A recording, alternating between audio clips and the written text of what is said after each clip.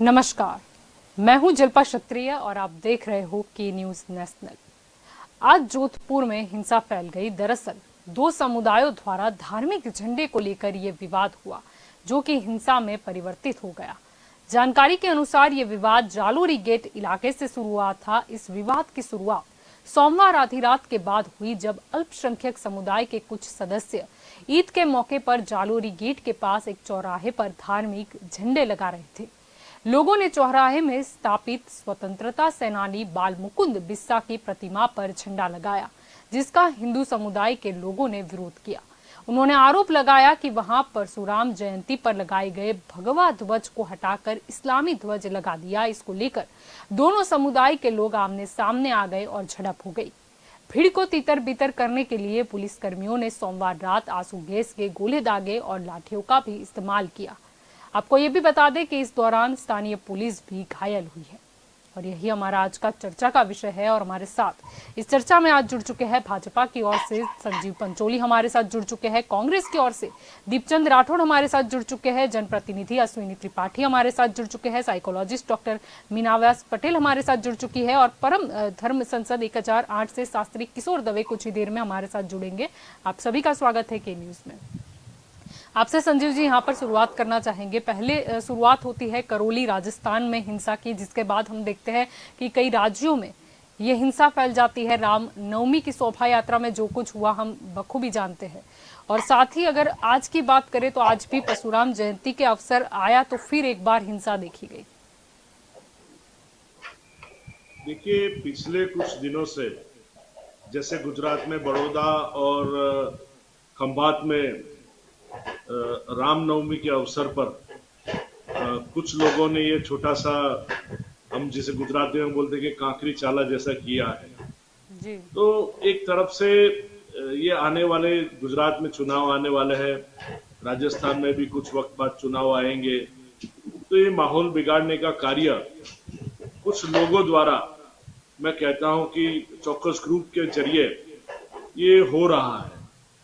तो इसमें हम देखने जाए तो गुजरात में तो लॉ एंड ऑर्डर काफी बना हुआ है। तो गुजरात में परिस्थिति इतनी ज्यादा बिगड़ती नहीं है, क्योंकि बड़ौदा में भी जो कार्य हुआ तो शिरडी के साईं बाबा की एक मूर्ति थी, वो मूर्ति छोटी सी मूर्ति थी, उसको खंडित किया गया, पर कुछ ही आधे घंटों में नई मूर्ति लाके रख दिया गया। फिर उसके बाद वहां की एकता समिति, हिंदू मुस्लिम एकता समिति के जरिए काफी मीटिंग्स हुई लोकल काउंसिलर के साथ में, सामाजिक कार्यकरों के साथ में, मुस्लिम और हिंदू आगेवानों के साथ में, और वो मसला हल किया गया। खंभात में काफी जगह पर सरकार ने काफी सख्ताई से काम लिया। बुलडोजर, कहीं जगह पर जो अवैध कंस्ट्रक्शन था वो वहां पर बुलडोजर घुमाया गया और शांति स्थापने का, एक लॉ एंड ऑर्डर की मतलब एक साथ में पुलिस को लेकर एक अच्छा प्रयास किया गया। अभी ये जहां पर अभी हिंसा हुई है जोधपुर में, वो जो गांव में हिंसा हुई है, जो कस्बे में हिंसा हुई है, वहां पर कांग्रेस की सरकार है। और मैं ये नहीं कहना चाहता हूं कि बात बिगड़नी चाहिए, क्योंकि पूरे देश में चाहे किसी की भी सरकार हो, लोगों की सुखाकारी रहनी चाहिए। आम आदमी उसमें, आम आदमी को ही तकलीफ होती है जी। कोई भी सरकार हो, किसी भी सरकार हो, तो सबको साथ में एक अच्छी तरह से सरकार को संभालना चाहिए। और मैं समझता हूं कि ये मामला अशोक गहलोत जी अपने एक अच्छी लीडरशिप है उनके पास, तो वो एक अच्छी तरह से उसको हैंडल कर पाएंगे, ऐसा मैं समझता हूँ जी। आपकी और दीपचंद जी यहाँ पर आना चाहूंगी। मुद्दा यही है कि बार बार इस तरीके की हिंसा हो रही है, जिसमें कई लोग घायल भी होते हैं, और अब तो पुलिस कर्मियों को भी नहीं छोड़ा गया।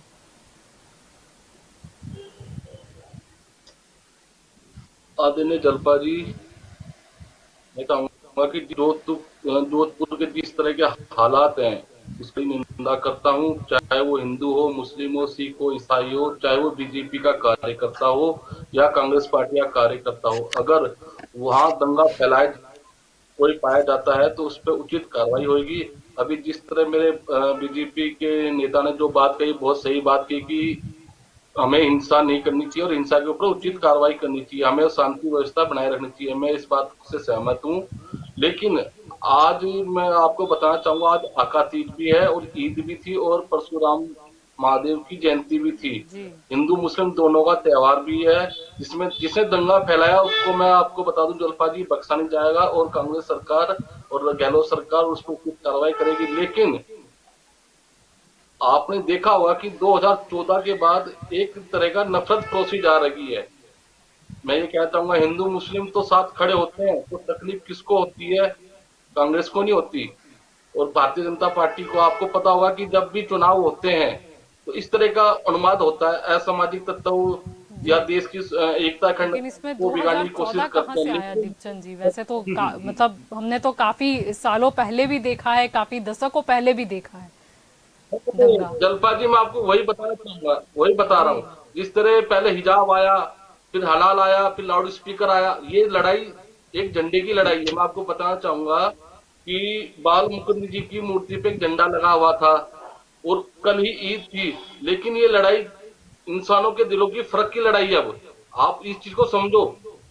अगर जब हम किसी एक दूसरे व्यक्ति से ज्यादा मोहब्बत करते हैं तो उसकी बुराई भी हमें अच्छी लगती है। और कोई बंदा अगर कोई बंदा सही है, अगर उससे हम नफरत भी करते हैं तो वो हमें बहुत गलत लगता है। आज के ये हालात हो चुके हैं जलपा जी, ये चीज लेकिन से वहां आपको पर मानना हिंसा पड़ेगा तभी क्योंकि हुई ना कि जब भगवा झंडा को निकाल दिया गया और दूसरा लगाया गया। वहां के लोगों ने ये नहीं कहा कि आप चौराहे पे अपना झंडा मत फहराइए, पर जिनका लगा है उनका फेंकने से क्या मतलब? वही मैं आपको समझाने की बात करता जलपा जी। लेकिन मैं आपको ये बताना चाहूंगा कि इस देश के अंदर देश चलाने वाले के दो प्रतीक, एक तिरंगा, एक संविधान। ये चीज हमें किसी को भी नहीं भूलनी चाहिए। देखो तिरंगा 3 रंगों से बना हुआ है, जी उसमें बिल्कुल। अभी सफेद कलर का है जो अमन सुकून का रंग है। अगर इन तीनों में से एक भी हट जाएगा, ना तो तिरंगा हो सकता है, ना ही संविधान हो सकता है और ना ही हिंदुस्तान हो सकता है। ये चीज को समझना बहुत जरूरी चीज है। देखो मैंने आपको पहले भी आपके चैनल के माध्यम से एक बात स्पष्ट तौर से कही थी, जिस तरह कट्टर इस्लाम देश के लिए खतरनाक है, ठीक उसी तरह कट्टर हिंदुत्व भी देश के लिए खतरनाक है। जी आपकी और अश्विनी जी यहाँ पर आना चाहूंगी। मुद्दा आज इसीलिए लिया है क्योंकि बार बार हम देख रहे हैं कि इस तरीके से पहले नवरात्र के दौरान करौली में देखा गया, फिर राम नवमी के अवसर पर हमने कई राज्यों में देखा, और फिर आज जब अवसर आया खतीज कह दे या तो फिर हम परशुराम जयंती कह दे। जलपा जी, ये कांग्रेस के जो प्रतिनिधि हैं मिस्टर दीपचंद राठौड़ जी, ये घोर दोगलई की बात कर रहे हैं, घोर दोगलई की बात कर रहे हैं। जब श्री रामचंद्र जी की शोभा यात्रा निकाली जाती है तो इसी जयपुर में, इसी राजस्थान में एक धारा 144 लगा दी जाती है और किसी भी शोभा यात्रा को निकलने नहीं दिया जाता है। और यही सरकार, यही जब ईद आती है तो पूरी रोडें जाम करवा के ये सड़क के ऊपर नमाज करवाते हैं। ये कौन सा संविधान में लिखा हुआ है? ये दोगलापन है कि नहीं है?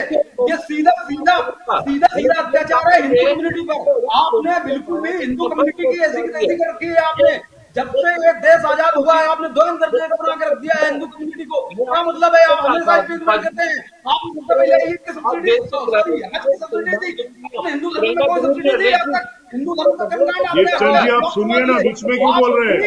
ये कौन सी दोगलापन है? ये कौन सा दोगलापन है आपकी सरकार? दीपचंद जी आपने बोला तब वो बीच में नहीं बोलिए, सुनने की शक्ति रखे। आप इतना रिंगा लगाते हैं और हमेशा ट्रीटमेंट करते रहते हैं आप मुस्लिम कम्युनिटी का, और ऊपर से आप ये लगाते हैं हर बात में किंतु परंतु किस बात का किंतु परंतु? आपने यूपी में नहीं देखा? यूपी में न राम की शोभा यात्रा में कोई परेशानी हुई, न कोई ईद की नमाज में कोई परेशानी हुई। पूरे देश में डिबेट का मैटर बना हुआ है कि लाउड स्पीकर क्यों। यूपी में कोई मैटर नहीं है। राजस्थान में आपने षड्यंत्र करके ये करवाया है। जिस तरीके से आपने दिल्ली में ये सब षड्यंत्र रचे हुए, जब भी चुनाव आता है आप ही की तरफ से षड्यंत्र होती है। पूरी कांग्रेस खत्म होके एकदम जीरो में पहुंच गई, लेकिन षड्यंत्र से बात नहीं आ रही है। मेरी घोर आपत्ति है कि दोगलेपन पे सुनने की शक्ति रखी है। आपत्ति है और हमेशा ये जनप्रतिनिधि बोल रहे हैं, सुनने की शक्ति रखी है। होते मैं देख रहा हूँ कि आज तक कभी इस मुद्दे पर, इस टाइम पे, ईद पे कहीं कोई झगड़ा मैंने नहीं देखा। पहली बार ये राजस्थान में मंदिर तोड़ा नई मुझे नहीं पता डाली गई, किस तरीके से डाली गई थी? जब आप हिंदू कम्युनिटी को हाथ पर दबाएंगे, आप उनके झंडे उतार देंगे, आपको तो मुझे नहीं किया, लेकिन हिंदू कम्युनिटी में आपने आते ही लगा दिया और भाजपा ये करवा रही है। आपकी आंखें फूटी हुई है क्या? आपका जो मुख्यमंत्री है वो क्या कर रहा है, ये आपको दिखाई नहीं दे रहा? उसको लाइन ऑर्डर उसको संभालना चाहिए कि यहाँ से भाजपा जाके वहां पे लाइन ऑर्डर संभालेगी। आप लोगों ने निकाल के निकाल रहे थे, कहीं निकाल लेते, एक भी विरोध मैंने भाजपा का नहीं देखा यहाँ पे। मैं तो भाजपा के लोगों को देता हूँ इस बात पे नाक खत्म करना चाहिए। ये चुपचाप बैठे हुए हैं, ये सारा का सारा कैसे, मतलब अपने ऊपर हम लोग कैसे, हिंदू कम्युनिटी किस तरीके से बर्दाश्त कर रही है? सबके सब नपुंसक हो गए हैं क्या? ये इस टाइप से ऐसे करेंगे कांग्रेस वाले? जवाब देगी जनता, आप चिंता मत कीजिए। ये मेरा पक्ष था, मैं साफ कह रहा हूँ कि ये कांग्रेसियों का खुला दोगलापन है और मुझे इससे घोर आपत्ति है और इसका जवाब जनता जरूर देगी। जी, आपकी और मीना जी यहाँ पर आना चाहूंगी। मुद्दा इसी बात का है कि आखिरकार जब भी त्योहार आता है, खास करके हिंदुओं का, तब आपत्ति क्या आ जाती है? पथराव हो जाएगा या फिर झंडे को लेकर कोई विवाद नहीं होगा, शांतिपूर्ण माहौल चल रहा होगा, लेकिन कहीं से एक झूठ आ जाएगा और फिर झड़प देखी जाएगी और फिर कहीं ना कहीं 144 लग जाएगी, यानी हिंदुओं की त्योहार या फिर जो उनको शोभा यात्रा निकालनी हो या तो फिर कहीं ना कहीं उन्हें सेलिब्रेट करना हो, वो सब वहां पर बंद। कुछ भी कहने से पहले जलपा जी, मैं वंदे मातरम से बात करना शुरू करूंगी कि क्या बात है? ये जो मसले है, ये जो वाकया हो रहे, आपने कहा धर्म के त्योहार आने पर ये हो रहा है। नहीं जी, ऐसा नहीं है। ये चुनाव का त्योहार, चुनाव आने वाले हैं कहीं जहां पे, और उसी हिसाब से ये चीजें प्लानिंग के साथ हो रही है। और मैं ये कहना चाहती हूँ कि मैं आम जनता को का प्रतिनिधित्व करते हुए बताना चाहती हूँ कि लोग अपने आप में संयम रखें। ये पॉलिटिकल चीजें हैं, पॉलिटिकल तरीके से हो रही है, पूरे प्लानिंग के साथ हो रही है। हम देख रहे हैं किसी धर्म को आहत करने के लिए, चाहे हिंदू धर्म का हो या मुस्लिम धर्म का हो, कोई भी धर्म का दिन आता है तो कहीं ना कहीं ये वाकयात होते रहते हैं। तो हमें शांति बरतनी चाहिए और हमें अपने आपसी लड़ाई नहीं करनी चाहिए। और ये जो चीजें हैं वो इलेक्शन के बाद खत्म भी हो जाएगी। तो देश जो है, हमारा देश है, वो ऐसे नहीं चलेगा कि जैसे ही चुनाव आते हैं और चुनाव आते ही तुरंत धर्म की लड़ाइयां शुरू होने लग जाती है। तो हमें शांति बरतनी है, सोच विचार करके सही गलत का फैसला अंदर ही अंदर लेके फिर हमें चुनाव में पार्टिसिपेट करना है। मेरे हिसाब से जिस तरह से ये जो आक्रोश देखा मैंने अभी, जो आक्रोश हो रहा है, ये कहीं ना कहीं क्रिएट किया जा रहा है। देखिए, सरकार हमें अच्छी चाहिए।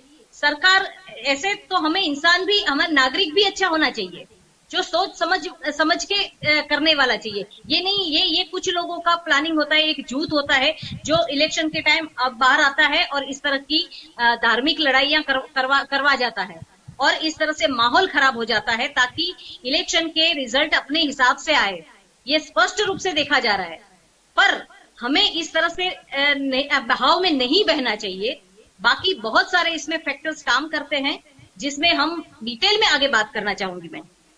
जी, आपकी और यहाँ पर संजीव जी आना चाहूंगी। चाहे इसे पॉलिटिकल वो ले ले या फिर कहीं ना कहीं गुटबाजी का ले ले, क्योंकि ये भी सही है कि पहले से पत्थर मिल चुके हैं, कई जगह पर तो बोरी में पाए गए, यानी कई जगह तो हिंसा होते होते बच गई। लेकिन इन सबको अगर बंद करना है तो आगे क्या करना होगा? क्योंकि केंद्र की बात करें तो केंद्र में बीजेपी है, काफी राज्यों में बीजेपी और कुछ जगहों पे कांग्रेस भी है और अन्य स्थानीय दल भी है।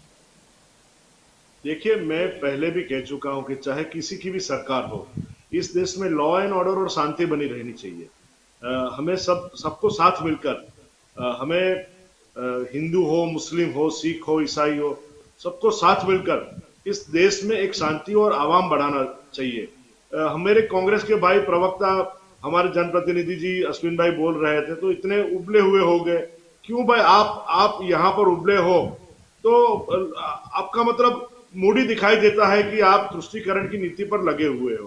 क्योंकि पिछले पूरी पूरी आप इनिंग देखोगे कांग्रेस की, उन्होंने जहां पर भी राज किया है, केवल और केवल उन्होंने मुस्लिम तुष्टीकरण नीति अपनाई है, और अभी वही मुस्लिम तुष्टीकरण नीति आप वाले भी अपना रहे हैं। तो हमारी पॉलिटिकल पार्टियों का दायित्व यह है कि हम शांति बनाए रखें। हमने कभी ऐसा नहीं कहा कि भाई आयुष्मान कार्ड जो योजना है वो मुस्लिम को नहीं मिलेगा, केवल इन्हीं जाति को मिलेगा। हमने जो हमारा जो प्रोजेक्ट है विधवा सहायता, इन्हीं को मिलेगा, इन्हीं को नहीं मिलेगा। जो रास्ते जाते हैं जिनके घर तक, वो इसी पर जाएंगे, यहाँ नहीं जाएंगे।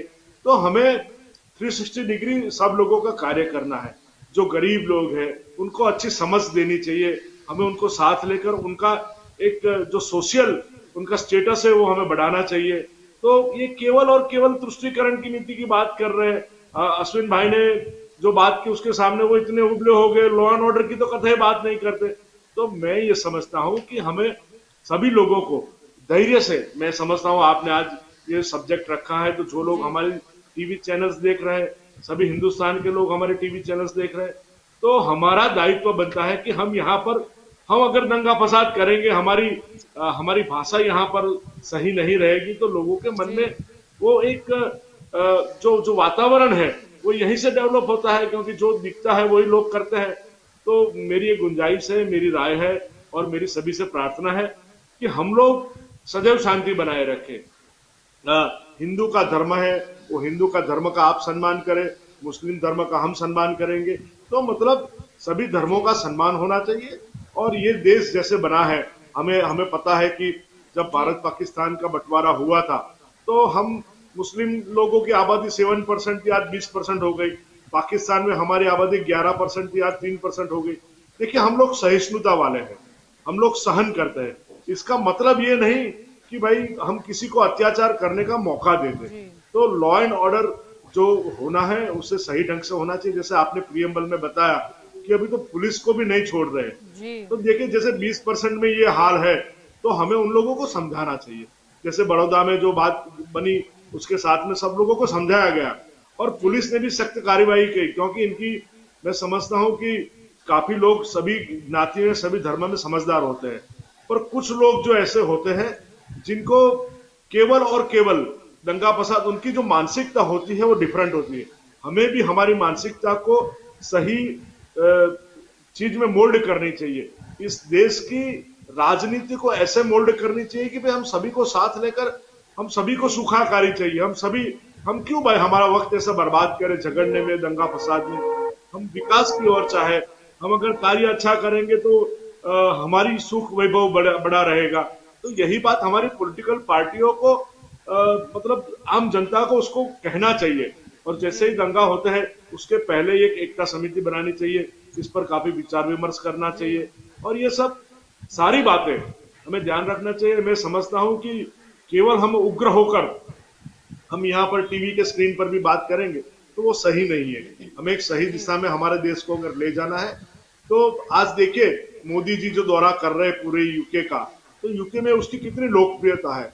वो लोकप्रियता सभी ज्ञाति, सभी धर्म के लोग उनके साथ जुड़े हुए, इसीलिए जुड़े हुए हैं कि हम केवल लोगों की सुखाकारी की बात करते हैं। चाहे वो हिंदू मुसलमान की राम मंदिर की बात हो, तो साथ में हमने मस्जिद के लिए भी जमीन दिया है, समझिए। तो ये पूरा जो कारवा हमें लेके चलना है, न केवल हमको दंगा फसाद करवाना है, और ये कॉमन सिविल कोड भी लाना है आने वाले दिनों में कि भाई सभी के लिए एक, जैसे तुष्टीकरण की नीति में भी इनके लिए कानून अलग, इनके लिए कानून अलग, ये भी नहीं होना चाहिए। हमको यही इस देश में रहना है, हमको यही देश में हमारे बच्चों को पालना है, पोसना है। लगता है कि कॉमन सिविल कोड, क्योंकि कहीं ना कहीं निवेदन आ चुके हैं कि मुस्लिम समुदाय तो नहीं मानेगा, और हमने आगे भी देखा है कि कॉमन सिविल कोड की आप तो बात कर रहे हो, लोग यूनिफॉर्म नहीं मानते। नहीं, मैं समझता हूँ कि देखिए आपका जो धर्म है उसको मत छोड़िए। जैसे हमारे साधु संत लोग टीला करते हैं, या तो वो लोग अपना पहरवेश भगवा पहनते हैं, तो हमें वो लोग टोपी पहने, उनसे हमें कोई दिक्कत नहीं होनी चाहिए, क्योंकि सभी धर्म का सम्मान होना चाहिए। लेकिन ये सभी स्कूल में धर्मों को कितना साथ में जाए, लिए हमें हमारा मतलब स्कूल में तो स्कूल के रूल ही फॉलो होंगे, उस हिसाब से तो शायद फिर एग्जैक्टली हमारे स्कूल का यूनिफॉर्म है, जी, वो हमें स्कूल हिंदू का हिंदू यूनिफॉर्म हिंदू एक लड़कियां हैं, डिसिप्लिन वो शायद मतलब फिर उनके पहरवेश पहन के चले जाए, देखिए फिर हम स्कूल की सही यूनिटी और है, सही इक्वालिटी है कहाँ जलपा गई? सही है जलपा जी, क्योंकि अगर स्कूल में जाते हैं तो हमें दिखाई नहीं देना पड़ता है कि ये हिंदू है या मुसलमान जी है। बिल्कुल। हम अगर हमारे मंदिर या मस्जिद में जाते हैं तो हम हमारे धर्म जी के कपड़े वहां पहन पर सकते हैं। छूट होनी और चाहिए, हम पर रूल्स आर एग्जैक्टली रूल्स। हम पब्लिक प्लेस पर भी क्यों ऐसा दिखे कि भाई ये हिंदू है मुसलमान है, हमें पब्लिक प्लेस पर भी नहीं दिखना चाहिए। हम हमारे धर्म के प्रति हमें आदर करना चाहिए, पब्लिक में सब एक समान दिखना चाहिए और सबको साथ में लेकर चलना चाहिए। जी आपके, और यहाँ पर दीपचंद जी मैं आना चाहूंगी, आप कुछ बोल रहे थे, अब आप बोलिए, क्योंकि अगर आप बीच में बोलोगे तो ना अश्विनी जी को लोग सुन पाएंगे ना आपको ठीक से सुन पाएंगे। जी दीपचंद जी अब अपनी बात रखिए। आदरणीय जलपा, मैं संजीव भाई से और त्रिपाठी भाई से एक चीज पूछना चाहूंगा कि इस देश में भगवा बड़ा है कि तिरंगा बड़ा है? आप मुझे इस चीज का जवाब दें। आप सवाल ही हमें क्यों पूछते हो? आप सवाल ही गलत करते हो। देखिए भगवा जो है, देखिए तिरंगा ये माँ भारती है। आपको भाई राष्ट्र तकलीफ से हुई ना? सर्वोपरि कोई नहीं है। दीपचंद जी संजीव भाई, आप गलत, मुझे जवाब देने दो, मुझे जवाब देने दो। आपने प्रश्न पूछ लिया है, मैं जवाब देता हूँ। आप हिंदुओं के ठेकेदार आप लोग हो क्या? अरे कांग्रेस पार्टी फिर सभी वही का बात विकास, सभी का आपको बात करनी है बात करते हैं, लेकिन हम हिंदुत्व वाली बात नहीं करते। हमारे अंदर हिंदुत्व क्या है? हम हमारा हिंदुत्व ये है कि सभी आगे बढ़े। आपका हिंदुत्व ये है कि समझते ही नहीं, आपका माइंडसेट ही गलत है। दीपचंद जी आप जो बात कर रहे हो mindset ही मैं गलत वही बोल रही हूँ पर्सन था जिनका कि भगवा झंडा था, चलो वो हटाकर, मतलब उन्होंने तो अपने धर्म का ही लगाया ना, उन्होंने कौन सा तिरंगा फहराया? वहां पर तिरंगा फहराया होता तो कोई विरोध नहीं होता, सब सैल्यूट करके जाते। वहां पर पहले भगवा था देखिए और मुसलमानों ने मतलब झंडा लगाया। उसके बाद पुलिस प्रशासन ने वहां तिरंगा लगाया विवाद खत्म करने के लिए। विवाद ही है, आपको चीज को समझना होगा। ये लोग नहीं कहेंगे, हटाने वालों के बता रहा ऊपर हूँ। कोई कार्रवाई की? अगर यही काम कोई हिंदू संगठन कर देता तब आप यही सवाल करते? हमेशा आप दोगलेपन की बात करते हैं। कांग्रेसियों का काम ही है दोगलापन अश्विन करना। जी आपकी और आऊंगी, दीपचंद जी इंदिरा गांधी अपनी ने बात बैन लगाया। कंप्लीट करें उसके बाद। हिम्मत है तो आप RSS को बैन लगाइए। मैं आदरणीय जलपा जी पूछना चाहता हूँ, जिस आज हिंदुओं के ठेकेदार बने हुए हैं, अरे भाई ये देश चलता है संविधान से। संविधान के अंदर कौम आती है, इसमें सिख भी है, ईसाई भी है, हिंदू भी है। आपके कहने से हिंदू नहीं रहेगा। अगर ये चीज अगर आप लोग कह रहे हैं तो मैं यही पूछना चाहता हूँ, अगर कांग्रेस पार्टी तो अभी भी ये कह रही है जिसने ये हुड़दंग मचाया है उस पर हम कड़ी से कड़ी कार्रवाई करेंगे और जी। राष्ट्रीय सुरक्षा अधिनियम के तहत पे उस पर कार्रवाई होगी। लेकिन साथ ही साथ कांग्रेस सरकार और गहलोत सरकार ने अपील भी करी है, चाहे वो किसी भी गुट का हो, किसी भी संगठन से हो, चाहे कांग्रेस पार्टी से हो, चाहे हिंदू संगठन से हो, चाहे बीजेपी से हो, चाहे आरएसएस से हो, जो भी व्यक्ति इसके अंदर पाया जाएगा उस पर उचित कार्रवाई होगी और उसको बख्शा नहीं जाएगा। आप शांति प्रिय बनाने की बजाय आप लोगों को उकसाते हो। मेरा कहने का मतलब यही है, त्रिपाठी जी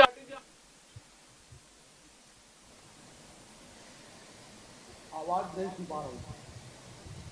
हम आपको सुन नहीं पा रहे दीपचंद जी। जी अश्विन जी अपनी बात रखिए। अश्विनी जी जलपा जी तो मैं उसको आप भटकाने के लिए कभी ये की बात करते, बिलाल की बात करते। अरे आप यूनिफॉर्म सिविल कोड लाइए, हम तो तैयार हैं, पार्टी स्वागत करते उसका। संजीव जी आइए तो सही। आज तक आप आपने सुनिए, मेरा वक्त है। आपने जो सवाल पूछे मैं उनका जवाब देता हूं। आपने सबसे पहले सवाल पूछा अरे लाओ तो सही, झंडा बड़ा कांग्रेस पार्टी उसका विरोध करेगी जब आप बोलना। आपने जो सवाल पूछा मैं उसका जवाब देता हूँ, आप सुन लीजिए। अब सुन लीजिए, आपने पूछा कि तिरंगा झंडा बड़ा या भगवा झंडा बड़ा। मैं आपसे पूछता हूँ, अगर मुस्लिम झंडा, मुस्लिम धर्म का झंडा वहां पे तिरंगा झंडा, आप क्या बताओ? मैं आपको दूसरे सवाल का जवाब देता हूँ। आप पहले दूसरी बात सुनिए। आपने क्या करा राजस्थान के अंदर? आपने 3-4 उसको पुराने मंदिर, सैकड़ों साल पुराने मंदिर तोड़े। आपने भगवान भोले की मूर्तियां और से नफरत है। अरे तुम्हारा इतिहास क्या है यार? आप लोगों का मजाक नहीं हुए, सबके सब अवैध है। आप क्यों कहते हैं की? आपके औकात है एक भी मजार हटाने की? आप आपकी औकात है एक भी मजार हटाने की? आपकी औकात है कि एक मुस्लिम धर्म का झंडा हटाकर वहां तिरंगा झंडा फहराने की? वो आपकी दोगलापंथी की मैं कितनी मिसाल दूं? आपकी ही सरकार है ना महाराष्ट्र में। राहुल राणा ने क्या कहा कि मैं केवल जो है ना हिंदू का पाठ करूंगी, आप सबके बंदे को उसको जेल में डाल दे। आपने कौन सा चार्ज लगाया? देशद्रोह। हनुमान वही तो आप प्रधानमंत्री इस्तीफा दिया क्या? आप लोग कितना गिरोगे? हर बात में आप मुस्लिम एपिसोड, हर बात में आप मुस्लिम एपिसोड। आज महंगाई कहां पर है? आप बुलडोजर हिंदू नागरिक नहीं है क्या? आप हमेशा केवल लग जाओगे। हिंदुत्व से पेट नहीं भरता है। भगवा झंडा क्यों नहीं लगेगा? लगा लगाया झंडा आप हटा देंगे तो मानना पड़ेगा। आपके लिए क्या है? आप पूरे देश के ठेकेदार है क्या? आप मुसलमानों को ठेकेदार है? आप मुसलमानों के ठेकेदार है। आपके साथ में उसी तरीके से ट्रीटमेंट होगा जिस तरीके का बड़ा आतंकवादियों के सहयोगी है। आतंकवादियों को हिंदू धर्म को जड़ से मिटाने की कोशिश करने वाले हैं। बात कीजिए ना आप लोग गोड से मुर्दाबाद कहिए। आप कहिए तो सही, गोड से मुर्दाबाद। ठेकेदार नहीं बने सकता कोई भी। संविधान से चलता है, न्यायपालिका से चलता है। आपसे कैसे देश ही चलेगा? आप भूल चुके त्रिपाठी जी, आप हो हिंदू का ठेकेदार। झंडा लगा देंगे, फिर तिरंगा झंडा लगा देंगे। उल्टा करके दिखाइए। आप है आपकी औकात, है आपकी दम। आप एक भी मुस्लिम धर्म का झंडा हटाकर वहां पर झंडा लगा है औकात आपकी। ये नहीं पार्टी आपने खड़ी कर दी कि इसके टाइम पे देश में रोटियां, और ये सबको पता है। रखी है देश में हिंदुओं के लिए। और वहां पर कहीं ना कहीं विरोध भी इसीलिए हुआ कि पहले भगवा झंडा जब वहां पर लहरा रहा था, अगर उनको लगाना था तो वो साइड में भी लगा सकते थे। उन्हें वो फेंकने की क्या आवश्यकता थी? और आप बता रहे हो तिरंगा, अगर तिरंगा लगाया होता तो फिर कोई दिक्कत ही नहीं थी। पर किसी का अपमान तो नहीं होता ना, मुद्दा वहां पर मान अपमान से जुड़ा हुआ है और इसमें ये हम हिंसा देख रहे हैं। ये हिंसा का मूल मुद्दा यही है, भगवा और मुस्लिम झंडे पे। मैं कह रहा हूँ भाई, ये दोनों इनसे बढ़कर संविधान के अंदर तिरंगा बढ़ा है। मैं तिरंगा को सम्मान करता हूँ, भगवा का सम्मान नहीं करता। मैं गवर्नमेंट आपकी है, आपको सम्मान देना चाहिए। आप तो सड़क रुकवा करके वहां पे पुलिस होना चाहिए। ये कहाँ, ये आपने खुद प्लान करवाया है। ये कांग्रेसियों के हमेशा से हरामी बन रही है कि पूरे देश में कहीं भी दंगा हो कांग्रेसियों को हाथ जरूर आता है। मैंने आज तक पाया कहीं भी दंगा हो कांग्रेसी जरूर होते हैं ऐसे दंगों में। ठीक है, जो भी है हम लोग इससे कहीं ना कहीं न्यायपालिका के अंदर जाना पड़ता है, संविधान के दायरे के अंदर। और ये सिर्फ यहाँ पर झंडे वाली बात तक नहीं रहा, उसके बाद भी हमने काफी कुछ वहां पर देखा और सुना। आपकी और मीना जी, मैं यहाँ पर आना चाहूंगी क्योंकि अभी ये बात करनी इसीलिए भी जरूरी है कि ना सिर्फ ये विवाद वो झंडे से नहीं अटका, लेकिन फिर देखा गया कि कुछ घरों में जाकर महिलाओं के साथ भी बदतमीजी की गई। देखिए जल्पा जी, मैं आपसे एक ये जो अभी तक की जो चर्चा हुई उसके ऊपर 2-3 बात को लेके आगे बात बढ़ाना चाहूंगी कि जिनको फिक्र है झंडे की, हमारे ध्वज की, देखा गया है कि राम जन्म की रथ यात्रा में झंडे को ही गिरा दिया गया था। दूसरी बात कि मंदिर के शिवलिंग को अगर को कटर से काटा गया, जब ऐसे नजारे देखने को मिलेंगे या ऐसे वाकया होंगे तो देश को कभी शांत नहीं रहेगा। एक कम्युनिटी इतनी आक्रोशता से आगे आएगी और उसके जवाब में दूसरे लोग आएंगे, तो ये चलता ही रहेगा। हमें नेता ऐसे चाहिए जो आम जनता के बारे में सोचे। यहाँ पे चैलेंज दिए जा रही है और वो चैलेंज को प्रूव करने के लिए पूरा माहौल डरावना कर दिया है, पूरा नेगेटिव माहौल कर दिया है। पब्लिक घर से बाहर नहीं निकल पाएगी। इलेक्शन तो चला जाएगा, आम इंसान क्या करेगा? क्योंकि माहौल ही ऐसा हो गया है, मंदिर नहीं जा सकता, नमाज पढ़ने वाले भी अपना अपना रंग दिखा रहे हैं। तो ऐसे में ऐसे नेता हमें नहीं चाहिए, ऐसी सरकार नहीं चाहिए जहां पुलिस को भी मारा जा रहा हो, औरतें घर से बाहर निकलने से डरेगी, जहां शिक्षा चाहिए, जहां आरोग्य चाहिए, शांति का माहौल चाहिए, सुव्यवस्था चाहिए, लॉ एंड ऑर्डर चाहिए, वो मिलने से पहले ही उसकी हालत हम देख रहे हैं। तो यहां पे एक दूसरे पे आक्षेप और आरोप होते रहेंगे। आम जनता पीसती जा रही है, इनका जवाब कभी नहीं मिलेगा। जो खास वर्ग जो है वो उसे ऐसे में ही एक्टिव हो जाती है, इलेक्शन आते हैं तब एक्टिव हो जाते सब। आम जनता पीसती जाएगी, बस यही नजारे देखते रहेंगे। कहीं धार्मिक भावनाओं को आहत किया जाएगा, शिवलिंग को कटर से काटा जाएगा, फिर उसके जवाब में कोई कहीं और बयानबाजी आएगी नेता की। ऐसे नेता हमें चाहिए जो ओपनली बोलते हैं कि अगर हमारे साथ ऐसा हुआ तो हम ये हो जाएगा, वो हो जाएगा, फिर डर का माहौल। ये चाहिए हमको। आम जनता ऐसे जिएगी, ऐसे देश सुरक्षित बनेगा। न भाषा का भी चयन ठीक से होता है। जलपा जी, दुख की बात यह है, भाषा का चयन भी इतना खराब हो रहा है। कोई नेता इधर आके बोल के जाता है कि यहाँ पे ऐसे नेता हो, जातिवादी की बातें करके जाता है,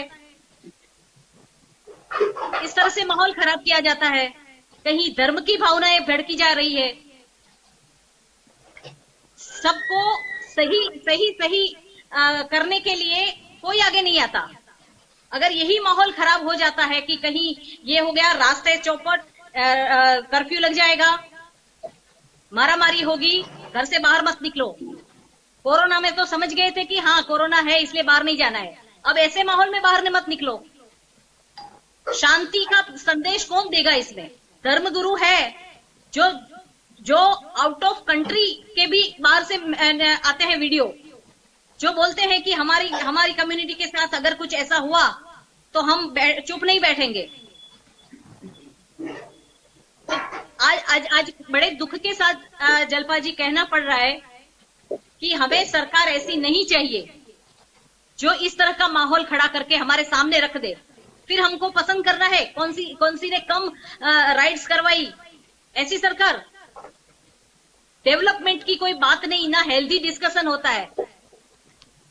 पिछले काफी समय से हम देख रहे हैं जहां जहां इलेक्शन आता है, जहां जहां प्रचार होता है, प्रचार में भी यही बात है, इलेक्शन में यही बात है, ये छोटा इसने ये किया, हमने ये किया, हम वो कर देंगे।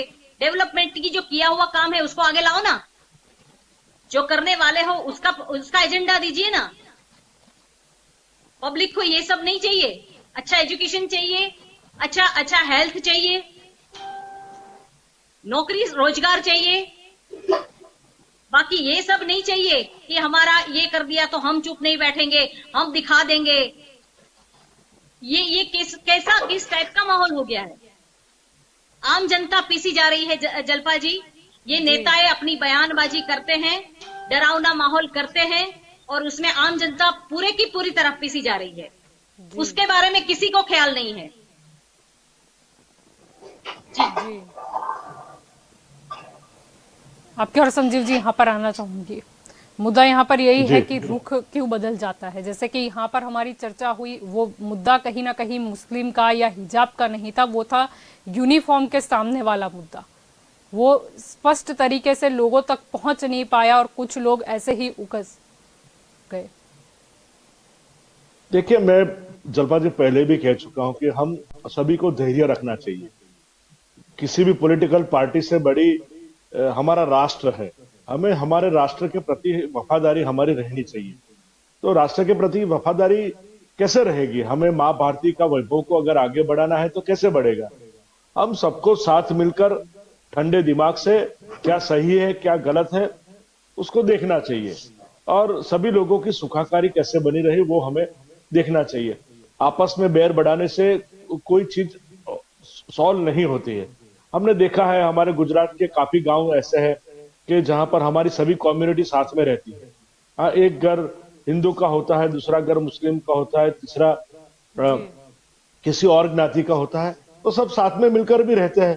पर जो लोग दंगा फसाद करवाते हैं वो काफी तक हमने देखा है कि धर्मगुरु लोग, चाहे वो किसी भी ज्ञाति का हो, किसी भी जाति का हो, तो उन लोगों को ये उकसाना नहीं चाहिए। हमारी बहन ने अभी किया है, कहा है कि हमें काफी सारी वीडियोस, मीना बहन ने बोला कि काफी सारी वीडियोस कई बार हम देखते हैं और कहीं ऐसी पॉलिटिकल पार्टीज भी है, समझ लो वो अपनी आवाम के साथ में अगर उनकी जब स्पीच देते हैं, उर्दू की बहुत बड़ी मतलब लफ्ज में उनकी आवाज होती है, एक फिल्मी अदाकारी तरफ उनके डायलॉग्स होते हैं और वो केवल और केवल लोगों को उत्कीर्णी करने के लिए उनकी बात होती है।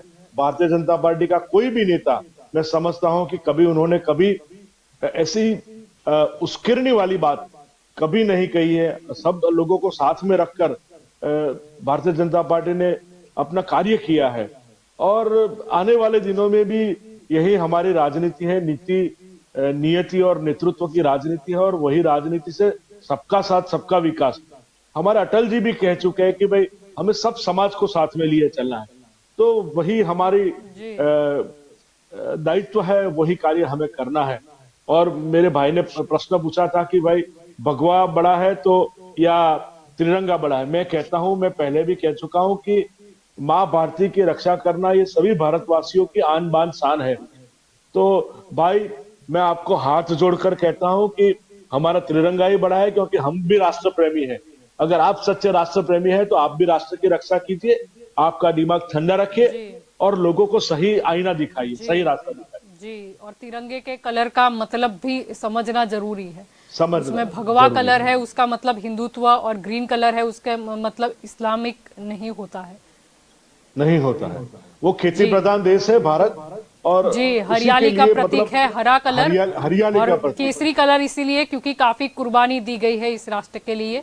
और बीच में जो सफेद कलर है वो होता है शांति का कलर, यानी ये शांति के लिए जो बच्चों को पढ़ाया जाता है वो शायद अब लगता है बड़े लोगों को पढ़ाने का वक्त आ गया है। दीपचंद जी, आपकी और यहाँ पर आना चाहूंगी। भारत देश की बात करें, अलग अलग धर्म के लोग रहते हैं, यानी त्योहार तो आते रहेंगे, लेकिन मुद्दा यही है कि शांति कैसे बहाल हो और मुद्दा यही है कि हम आगे कैसे बने। एक लक्ष्य लेके जैसे हम चल रहे हैं कि हम आगे जाके विश्व गुरु बनेंगे या फिर हमें अर्थतंत्र को इतने आगे लेकर जाना है, लेकिन अगर हम यहाँ पर ही अटक गए तो क्या होगा? क्योंकि त्योहार आने बंद नहीं होने वाले हैं और उपद्रवी है जिनकी मानसिकता ही है कि कुछ भी अच्छा हो रहा है तो उसमें बुरा कैसे करें। वो लोग तो उनकी हरकतों से बाज नहीं आएंगे जब तक उन्हें सबक ना सिखाया जाए। दिनेश जलपा जी, पहली बात तो मैं संजीव भाई से कहना चाहूंगा कि इन्होंने जो कहा मेरे को अच्छा लगा कि आज तिरंगा इन्होंने कहा कि बड़ा है, बहुत अच्छी बात है। नहीं तो कई तो भाजपा नेता कहते हैं कि हमारी तो भगवा ही आन और शान है, ये तारीफ के लिए काबिल है, पहली बात तो। पर जलपा जी मैं कहना चाहूंगा, देखिए भक्ति में शक्ति तो होती है और बहस से विवाद होता है, और विवाह से ना अल्लाह प्रसन्न होने वाले हैं, ना राम जी और ना राम जी प्रसन्न होने वाले हैं। हाँ, अगर इसमें कुछ लोग प्रसन्न होते हैं जिनको राजनीतिक रोटियां सेकनी होती है। अब मैं ये आपको स्पष्ट कहना चाहूंगा जलपा जी, राजनीतिक रोटियां सेकने वाला चाहे वो कांग्रेसी हो, चाहे भारतीय जनता पार्टी का हो, चाहे अन्य दल का हो, वो कोई भी हो सकता है। मैं किसी पे आरोप या प्रत्यक्ष नहीं लगा रहा हूँ, लेकिन हमें ये समझना होगा कहीं ना कहीं आप भाई, जो अगर हमारे को शांति व्यवस्था रखनी है, क्योंकि हम सबको मिलजुल के रहना, क्योंकि भारत एक ऐसा देश है जहां पर सभी जाति सभी धर्म के लोग रहते हैं। अगर आप एक गुलदस्ते से अगर कोई एक फूल कम कर देंगे तो उस गुलदस्ते की शोभा कम हो जाएगी। पहली बात तो ये समझना बहुत जरूरी है। लेकिन कई बार हमने देखा है कि आजकल मेन मुद्दे पर भी मेरी बहन मीना जी ने जो कहा, बहुत सही बात कही कि आज जितनी भी पॉलिटिकल पार्टियां हैं वो मुद्दे से हटकर बात कर रही है। बिल्कुल सही, मैं इस चीज को मानता हूँ। आज कोई महंगाई पे बात नहीं कर रहा, कोई बेरोजगारी पे बात नहीं कर रहा, नहीं कोई भ्रष्टाचार पे बात कर रहा। हमारा देश कहाँ जा रहा है, हम विश्व गुरु बनने की बात कर रहे हैं। लेकिन मैं आपको बताना चाहूंगा कि अगर सीनाई का आंकड़ा देखो तो 97% लोगों की आय कम हो चुकी है। ग्लोबल हंगर की रिपोर्ट देखो तो हमारा देश विश्व गुरु की कतार पे बनने की ओर है, गरीबी की ओर जा रहा है। अगर हम यहीं अगर अटक के तो हम विश्व गुरु कब बनाएंगे अपने देश को? जिस ग्लोबल मोदी जी बहुत बड़ी बड़ी बातें करते हैं, अरे मैं ये चीज मानता हूँ, कांग्रेस पार्टी की 2 जगह सरकार है, जहां जिन्होंने गलती करी है, तो कोई भी असामाजिक तत्व हो, उसको चिन्हित किया जा रहा है, उस पर उचित कार्रवाई की जाएगी। और मैंने स्पष्ट शब्दों से कहा है कि अभी बैठक चल रही है, राजस्थान सरकार उनको बैठक कर रही है, जो भी होगा उसके ऊपर राष्ट्रीय सुरक्षा अधिनियम के तहत मुकदमा दर्ज किया जाएगा। ये चीज मेरे को बहुत अच्छी लगी, संजीव भाई ने बहुत अच्छी बात की और बहन मीना जी ने, कि हमें मलयाल को देश के अंदर शांति व्यवस्था बनाए रखनी चाहिए, और बिल्कुल शांति व्यवस्था बनाए रखनी जरूरी है। आज अगर मैं देखना चाहूंगा जलपा जी, अगर जो हालात हो चुके हैं, आज हालात इसलिए हो चुके हैं, इसलिए मैंने ये बात रखी थी त्रिपाठी भाई के सामने कि जिस तरह इन्होंने ये बात कर रहे थे कि भाई क्या है, अरे मैं इनसे यही पूछना चाहता था कि आज हमारा देश किस ओर जा रहा है, आज हम किस ओर लेके जा रहे हैं हमारे देश को। जो जलपा जी अगर आज हम जो कट्टरवाद को बताना चाहूंगा जलपा जी, आज जो बीज हम कट्टरवाद के बो रहे हैं, उसको आने वाले समय में काटना बड़ा मुश्किल होगा। ये चीज आप और हम नहीं समझ रहे हैं, लेकिन जो हमारी आने वाली जो पीढ़ी है, वो हमें कहीं ना कहीं उस चीज के लिए दोषी ठहराएगी। ये चीज मान के चलो आप, चाहे मैं आपको त्रिपाठी भाई, मैं आपको भी ये बात कह रहा हूँ, आप नहीं समझ पा रहे चीज को, क्योंकि एक जुनून होता है, जुनून हमारे में भी था, मैं भी शिवसेना में भी रहा हूँ, भगवा कलर भी मैंने अपनाया हुआ, लेकिन जब मैं इनके अंदर घुसा तो मैंने लोगों को देखा, लोगों ने सिर्फ क्या कर रखा है, धंधा बना रखा है भगवा के नाम पर, और कुछ नहीं करा। आप किसी भी भगवा प्रेमी को बुला लो, वो अगर अब ऐसे निस्वार्थ भाव से नहीं आएगा। इसलिए कहीं ना कहीं ये भगवे की आड़ पे भी कई लोग अपनी राजनीतिक रोटियां फेंक रहे हैं, ये आपको मानना पड़ेगा। जी जी मीना जी, आप कुछ कहना चाहती? मैं बड़े सम्मान के साथ कहना चाहूंगी कांग्रेस के प्रवक्ता जी को, आपकी बात सही है। मैं काफी बातों में आपको एक बात और ऐड करना चाहती हूँ, आपकी बातों को आगे ले जाके, कि नेता ऐसा होना चाहिए जो राष्ट्र को आगे ले जाए। मुझे बड़े दुख के साथ कहना पड़ता है कि जो अभी ऐसा है कि सत्ता पाने के लिए जलपा जी देश के टुकड़े करने वाले लोगों को के साथ भी नेता खड़े हो जाते हैं। बड़े दुख की बात है, ऐसे लोगों को पार्टी में लिया जाता है, पद दिया जाता है। इससे कैसे उम्मीद करेंगे कि ये हमारे राष्ट्र को आगे ले जाएंगे या राष्ट्र के लिए कुछ काम करेंगे? ऐसे नेता चाहिए क्या हमें, जिन्होंने अपने नहीं लगाया है? ये आप गलत बयानबाजी कर रहे हो मीना जी। राठौड़ भाई, आप मेरी बात पूरी करने दीजिए, मैं बीच में आपकी बात के बीच में नहीं बोली हूँ, मुझे बोलने की आजादी दे दीजिए थोड़ी सी।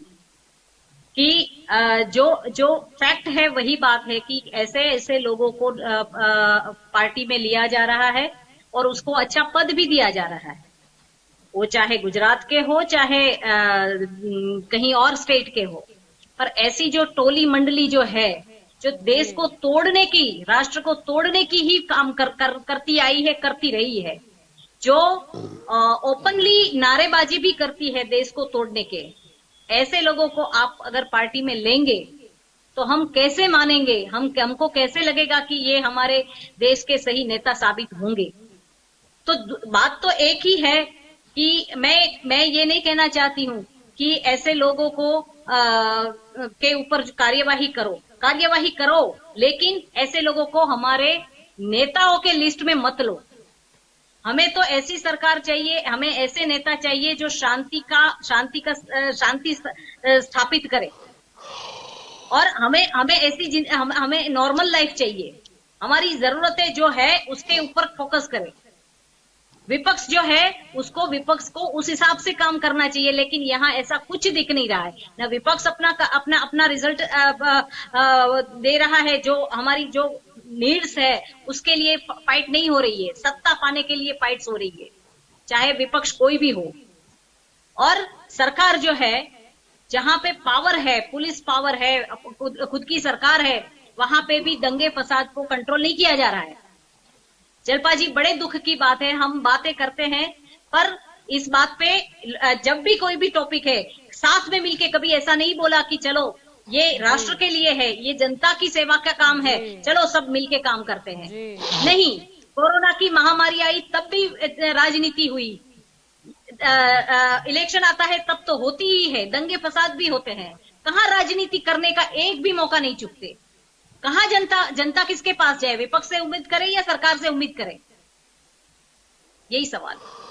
जी बिल्कुल, मुद्दा वही है कि तिरंगा अगर बड़ा बोला जाता है तो फिर देश की जनता के लिए एकजुटता क्यों नहीं दिखाई देती, चाहे वो कोई भी स्टेट में हो। आपकी और अश्विनी जी यहाँ पर आना चाहूंगी। मुद्दा तो फिर भी ये रहेगा कि चाहे उसे पॉलिटिकल स्वरूप दे दिया जाए, लेकिन आम लोग तो पीड़ित हो रहे हैं और कहीं ना कहीं अगर लोगों की धार्मिक भावना की बात हो तो उससे जो खिलवाड़ है वो तो हरगिज बर्दाश्त नहीं किया जा सकता, क्योंकि शायद एक मौका उनको वहां पर ढीला दे दिया तो शायद हो सकता है ऐसे कई मौके बन जाए। यानी जरूरी ये भी है कि एक कड़क उदाहरण तो प्रस्तुत करना ही पड़ेगा। शिल्पा जी, आपने धार्मिक भावनाओं की बात की तो मैं आपका ध्यान एक तरफ ले जाना चाहता हूं कि आज नागौर राजस्थान में क्या हुआ। दो मुस्लिम समुदाय आपस में ही भिड़ गए, उनको हिंदू लड़ने के लिए नहीं मिला तो वो आपस में ही लड़ गए। ये मैं आपको बता रहा हूं कि जब से मैंने याददाश्त संभाली है, जब से मैं अपने आप को स्टेबल पाया है मेंटली, तब से मैं देख रहा हूं कि ये एक आतंकवादी कौम है। इसको भड़काने की जरूरत ही नहीं, इसको सिर्फ सरकार प्रोटेक्शन दे, ये बाकी का काम खुद कर देगी। पत्थरबाजी, गाली गलौज, आगजनी, लूटपाट, ये सब खुद ही कर लेंगे। ये आतंकवादियों के साथ रहना पड़ रहा है इस देश में बड़ा टॉलरेंस के साथ। और दीपचंद जी कह रहे हैं कि ये भी पहले इनका भी खून गर्म था। मैं आपको बता दूं और बहन जी मीना व्यास जी को भी बता दूं, जिनको शांति चाहिए तो शांति के लिए पहले महाभारत करना पड़ता है। आपको बता दूं कि विराधु ने साफ कहा है कि आप कितने भी बड़े उदारवादी हो, आप पागल कुत्ते के साथ नहीं रह सकते। आपको शांति चाहिए तो पहले महाभारत रचना पड़ेगा। ये बिना महाभारत के नहीं मानेंगे, ये आतंकवादी कौम है 100%। ये आज तक का मेरा एनालिसिस है। मैं बता रहा हूं कि हमारे शास्त्रों में साफ लिखा है कि शास्त्रों की पूजा आप तब तक कीजिए जब तक शांति है, नहीं तो शास्त्रों की पूजा करने के लिए आप शांति बनाइए और उसके लिए शस्त्र की भी पूजा कीजिए। जब तक हिंदू ये बात नहीं सोचेगा, जब तक ये हिंदू सोया रहेगा, तब तक उसकी धार्मिक आस्था, उसके धार्मिक अधिकार, उसके नागरिक अधिकार, हर चीज का हनन होगा। और उसमें सबसे आगे रहेंगे कांग्रेसी। इनका 70 सालों का रिकॉर्ड है। ये दंगे की बात करते हैं, आज तक का कम से कम मैं 70 दंगे गिनवा दूं, कोई साल ऐसा नहीं किया होगा जिस साल कांग्रेसियों का हाल न रहा हो एक दंगे में। 100% मैं बता रहा हूं कि ये मुस्लिम अपीजमेंट करके इस देश में दंगा करवाने का और इसके बाद जबरदस्ती शासन सत्ता अपने हाथ में लेने का, पूरी ठेकेदारी पूरे देश की करने की, ये कांग्रेसियों की आज की चाहत नहीं है। ये यही करते आए हुए हैं। इनके जो इस देश में कांग्रेस को स्थापना करने वाले जवाहरलाल नेहरू से लेकर आज राहुल गांधी तक, वो चीनी एजेंटों के साथ वहां नियंत्रण कर रहा है। वो वहां पार्टी बना रहा है नेपाल में, वो चीनी एजेंटों के साथ। और मोदी जी से कहता है कि चीनियों के खिलाफ कुछ काम नहीं कर रहे, चीनियों के खिलाफ कोई एक्शन नहीं ले रहे। ये है दोगला चरित्र इन कांग्रेसियों का। ये है इस देश में हिंदू के साथ दोगलाई करने की, मतलब एक तरीके की इंतहा कर दी है कांग्रेसियों ने, इंतहा। अब ये और ज्यादा नहीं चलेगा। कांग्रेस वैसे ही जीरो पे आ गई है। मैं बता रहा हूं आपको, लेकिन आप ये देखिए कि इनकी कांग्रेसियों की सरकार है महाराष्ट्र में। महाराष्ट्र में नवनीत राणा ने केवल इतना कहा कि मैं जो है ना केवल हनुमान चालीसा का पाठ करना चाहती हूँ। ठीक है, किसी के घर के सामने करना गलत बात है, नहीं करना चाहिए। उसको शांति भंग की धारा में बंद करो। आप क्या लगा रहे हो? आप देशद्रोह। पूरे देश में पूरे 300 दिन, सप्ताह के 7 दिन, साल के 365 दिन आपको हर मस्जिद से आसपास के हिंदू इलाकों में पूरा शोर, सुबह से पूरे 5 टाइम शोर मिल रहा है। आप एक के ऊपर भी देशद्रोह की धारा लगा सकते हैं। ये है आपका दोगलापन, ये है कांग्रेसियों का दोगलापन। इन्होंने उखाड़ डाले मंदिर, ड्रिल चला दिए शिवलिंग पर। ये बताइए पूरे देश की जितनी भी मजारें हैं सब की सब अवैध है आपकी औकात एक भी मजार उखाड़ने की? ये है आपका दोगलापन। ये है आपका हिंदुओं के खिलाफ पूरा षड्यंत्र, सुनियोजित षड्यंत्र।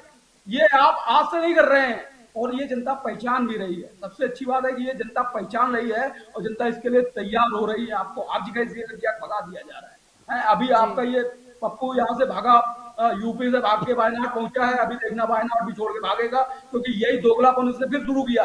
इसने जब देख लिया कि पूरे देश में हिंदू बनके, नकली हिंदू बनके ये घूमता रहा है, इसको एक जगह की गवर्नमेंट इसके हाथ में नहीं आई, तो अब ये मुस्लिम अपीजमेंट के पीछे पड़ गया कि पूरे देश में 2024 के इलेक्शन से पहले जहां कहीं भी कांग्रेस है, इतना मुस्लिम अपीजमेंट करो कि पूरा मुस्लिम समुदाय हमारे साथ जुड़ जाए। और इन्होंने हिंदुओं की धज्जियां उड़वा दी। इन्होंने पूरे सड़क ब्लॉक करवा के नमाज पढ़वाई और हिंदुओं के लिए 144 लगवा दी। धर्म नाम की चीज नहीं है। और बात ज्ञान झाड़ रहे हैं कि तिरंगा झंडा बड़ा है कि भगवा झंडा बड़ा है। किस बात के लिए मैं मान लूंगा कि ये बात तिरंगा झंडा और भगवा झंडा क्यों बीच में लेकर आए हो? आपकी औकात है कि आप एक मुस्लिम झंडे को हटा के वहां तिरंगा झंडा लगा दे? किसी की औकात तो क्या उसके बाद बात करना, झंडा बड़ा कि भगवा झंडा बड़ा? हिंदू कभी नहीं रखे थे ये, किसी तो आप सूरत मुझे में भगवे की तिरंगा बात कर रहे हो, आपको झंडा ये नहीं पता हुआ, आप आज तक कुछ नहीं करा। इतना आप मेरा फेसबुक उठा के देख सकते हो, ये भूपेंद्र राठौर छात्रावास के नाम से, योगी ये सब आप में जाना है, जेल में जाना है, तो आपको नहीं पता क्यों होगा, करता है? ये सब कुछ नहीं होता है। आज तक 2025 में एनालिसिस कीजिए, कांग्रेस छोड़ दीजिए। कहाँ आपने ये आप भी चले खाली भगवा पहनने से भगवा नहीं होता है, भगवा पहनने के लिए जिगर चाहिए। वो भगवान नहीं होता है, झंडा पहन लेने से भगवान हो जाता है। मैं मानता हूँ आपकी बात, भगवा पहनने से नहीं होता, लेकिन मुसलमान हो जाते हो आप, मुसलमान हो जाते हो। कांग्रेसी होने का मतलब ठीक है, हम आज इसीलिए ये चर्चा लेकर आए थे ताकि लोगों तक संदेशा पहुंचा पाए हम। हुआ है, किसने क्या मुसलमानों का मुंह दिया हुआ है बताइए, अब जो ये मुस्लिम अपीजमेंट करने में नंबर 1 लगा हुआ है। जी, आपकी और संजीव जी यहाँ पर आना चाहूंगी। अंतिम प्रश्न आपसे ही होगा, क्योंकि कहीं ना कहीं ये एक राज्य की बात नहीं, कई राज्यों में अलग अलग मौकों पर देखा गया इस तरीके के हिंसा का बनाव। अब सब उम्मीद कर रहे हैं कि कहीं ना कहीं प्रधानमंत्री ही इसमें हस्तक्षेप करें। देखिए जलपा जी, अगर पूरा इतिहास देखा जाए तो अफगानिस्तान से लेकर Pakistan, Nepal, Bangladesh, Bharat, Sri Lanka, Myanmar, Thailand, Indonesia और वियतनाम, यहां तक पहले हिंदू संस्कृति थी। और आज भी वियतनाम में सबसे बड़ा हिंदू मंदिर का कैंपस है। पर ये आक्रामक जो कौम है हमारी मुस्लिम लोगों की, जो चंगेज खान की फैमिली, और उन लोगों काफी आक्रामक थे। उन लोगों ने बड़े बड़े अपने सैन्य बनाए, और मैंने जितने भी देश बोले हैं वही देश पर उन्हीं का आक्रमण था। और हिंदुस्तान में सभी भारतीय संस्कृति के जितने सारे मंदिर आज भी है, समझिए आज भी हमारे जितने मंदिर है, अगर हमारे पावागढ़ में महाकाली का मंदिर है तो वहां पर भी दरगाह बनी हुई, हमारे काशी विश्वनाथ का मंदिर है तो वहां पर भी दरगाह बनी हुई। तो हर जगह पर उन्हीं का आक्रमण था। और हम देख भी रहे हैं कि पाकिस्तान में हमारे जो सीए 2019 का कानून था, मैंने पूरे वडोदरा डिस्ट्रिक्ट का वो कार्यभार संभाला था। तो वहां के हमारे सिंध प्रांत के लोगों पर को जो अत्याचार पाकिस्तान में हो रहे हैं, तो ये हमारा जो मसला है, भारत पाकिस्तान का मसला, ये आज का नहीं, ये कौमों का मसला आज का नहीं, समझिए। ये हम क्योंकि होगा, समझना होगा। हाँ, तो ये जोधा अकबर भी हमें पता है, तो मतलब पूरा रानी पद्मावती की भी स्टोरी हमें पता है। और महाराष्ट्र ऐसा एक राज्य था कि उन्होंने कभी मुस्लिमों के खिलाफ हार नहीं मानी थी। पर देखिए अभी वो हमारे देश में है। अभी हमें एंड की बात करनी चाहिए। जो भी हमारे देश में है, हम काफी सहिष्णु हैं। इन लोगों को हमने हमारे राजा भी बनाए, हमने मुगलों के राजघराने में मतलब आदान प्रदान भी किया, हमारे अकबर के साथ बिरबल भी जुड़े हुए थे। तो ये अभी एक जो नया सिस्टम, ये नया जो दुनिया है, तो नई दुनिया में सब लोगों को समान होकर चलना चाहिए। जी, आप जो गंगा क्योंकि आज तहजीब की बात कर रहे हो, लेकिन उसके लिए हाँ। जो ऊपर उपद्रवी है उनको सबसे पहले तो शांत करना होगा। यस, मेरी आखिर बात यही है कि जो लोग उपद्रवी है, जो लोग आज भी समझते हैं कि भाई हम चंगेज खान के वारसदार है, उनको ये दिमाग से निकाल देना चाहिए। बिल्कुल। और सभी को साथ मिलकर राष्ट्र को बलवत्तर बनाना चाहिए, सभी की सुखाकारी के लिए। क्योंकि हमने देखा है कि जहां 40% से ज्यादा मुस्लिम लोग होते हैं, जैसे अश्विनी भाई ने बताया कि वो लोग आपस में लड़ गए, तो हम इराक ईरान में क्या है, समझिए इराक ईरान में हम तो हिंदू लोग तो है नहीं, तो वो लोग साथ में लड़ते हैं। पाकिस्तान में क्या है, पाकिस्तान में भी शिया सुन्नी लड़ते हैं। इजिप्ट में क्या है, इजिप्ट में भी वो अंदरूनी लड़ते हैं। तो उनकी जो माइंड सेट है, वो हम कहते हैं वो भारत में तो न लड़े, पर उनके देशों में भी न लड़े। उनके देशों में भी वो लोग दाखिला दे कि भाई हम सब, क्योंकि उन्हें भी कास्टिज्म है, दे हैव इंटरनल कास्टिज्म। तो जहां सारे मुस्लिम देश है, वहीं पर भी वो झगड़ते रहते हैं। हमने टर्की का भी दाखला देखा है, हमने इराक ईरान का भी देखा है, हमने इजिप्ट का भी देखा है। तो ये मतलब अभी जो विश्व में सबको आगे बढ़ना है, सबको खुशहाल रहना है, तो शांति का आवाम बनाए रखना, क्योंकि कोई मजहब कहता नहीं कि हम आपस में लड़ाई करें। बात बड़ी बड़ी हम कुरान की करते हैं, हम गीता की करते हैं, पर हमें मैं समझता हूं कि ये जो हो गया है इसको हम बदल नहीं सकते। पर आने वाले दिनों में ऐसे कदम हमारे भारतवर्ष में लेने चाहिए। मैंने सबसे पहले कहा कि एक तो वस्ती नियंत्रण का कानून होना चाहिए, क्योंकि हम हमारी आबादी, हमारे सरकार जितना डेवलपमेंट कर रही है उससे ज्यादा हमारी आबादी का डेवलपमेंट होता है, तो हमारा डेवलपमेंट नहीं दिखता। आज हमारी सड़कें हैं, नई सड़कें बनती है, रोज भरी हुई दिखती है। तो एक तो हमारी आवाम को सही डायरेक्शन पे ले जाना है, उनको विकास की राजनीति सिखानी है। जैसे चाइना के पास ज्यादा लोग हैं तो उन्होंने अपना प्रोडक्शन किया है, तो पूरे विश्व में आज उनका छोटी छोटी चीजों में कब्जा है। तो हमारे मोदी जी ने भी मेक इन इंडिया का जो मंत्र दिया है, हाँ, तो ह्यूमन रिसोर्स हमें सही मायने में लगाना चाहिए सबको। मैं समझता हूं कि हिंदू मुस्लिम कहीं भी कोई भी अपना धर्म निभाए, पर वो अपने मतलब पाकिस्तान में भी वो लड़ रहे हैं। समझिए आज इमरान खान के खिलाफ इमरान खान के ही लोग हैं। तो वो जो आवाम है, वो जो और अपनी भावनाएं अपने तक सीमित रखे, दूसरों पर मत थोपे, मुद्दा यहाँ पर आता है। और दूसरों को परेशान भी मत करे अगर वो अपना धर्म निभा रहा है या शोभा यात्रा निकाल। शांति आवाम बनाए रखे और अपना खुद का विकास करे। जी बिल्कुल, आप सभी मेरे साथ इस चर्चा में जुड़े, इसलिए आप सभी का शुक्रिया। तो आज का हमारा मुद्दा ये था कि जोधपुर में जिस तरीके से हिंसा हुई, अब ऐसी बात नहीं है कि ये पहली बार हो रही है, हम आगे भी देख चुके हैं। और राजस्थान करौली से ही इसकी शुरुआत हुई थी, जिसके बाद रामनवमी के अवसर पर कई भिन्न राज्यों में देखा गया कि किस तरीके से शोभा यात्रा पर हिंसा हुई, पथराव की घटनाएं हुई। उसके बाद तो हमने बुलडोजर भी देखा। लेकिन मुद्दा यह है कि ये उपद्रवी जो जीव है वो शांत क्यों नहीं होते। आम लोग जिनके मन में शायद कोई हिंदू मुस्लिम नहीं है, आम लोग की जो शायद अपना त्योहार अच्छे से मनाना चाहते हैं और उनके दिमाग में कुछ भी नहीं, लेकिन ये सब हो कहां से जाता है। मुद्दा यह है कि शांतिपूर्ण जो माहौल चल रहा था, अचानक से क्या हुआ।